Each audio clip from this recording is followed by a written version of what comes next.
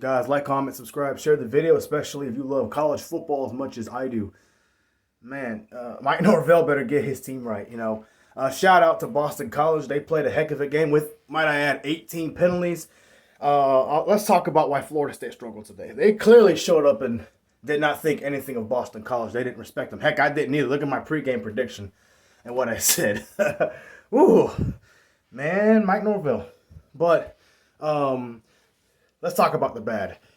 They only convert one time on third down out of 10 or 11 attempts, whatever it was. They could not convert third down. They could not run the football with Boston College. Jordan Travis made some plays through the air, obviously. But, that's kind of expected.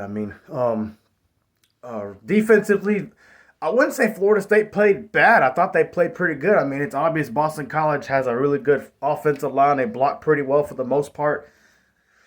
A new quarterback played for Boston College today. He had played before, but he wasn't the starter. So, obviously, they played better around him. And then you got to look at the fact that Boston College wanted to play. They had for Wells on the back of their jerseys. I didn't know what that was until they talked about the 9/11 thing that went up, that happened, and shout out to Wells, I guess. I don't know anything about it other than the 9/11 thing. But, man, I don't know what to say. I think this is not a good win for Florida State because, again, they clearly are a better team than Boston College. You got to clean up the turnovers.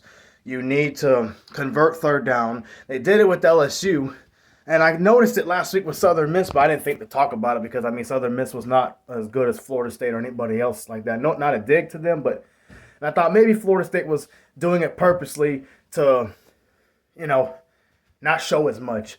But, I get the only good part about it is Florida State found a way to win a game that they easily could have lost. And I guess that's what great teams do. But at the same time, great teams also convert more than only 10, 11% on third down. They also don't turn the ball over late in the fourth quarter. And they also managed to get more points than what they did, which in the fourth quarter they couldn't do anything offensively. The defense played pretty well, I thought, especially in the red zone. They did stop them once in the red zone. They did give up 2 touchdowns in the red zone, but that's not bad.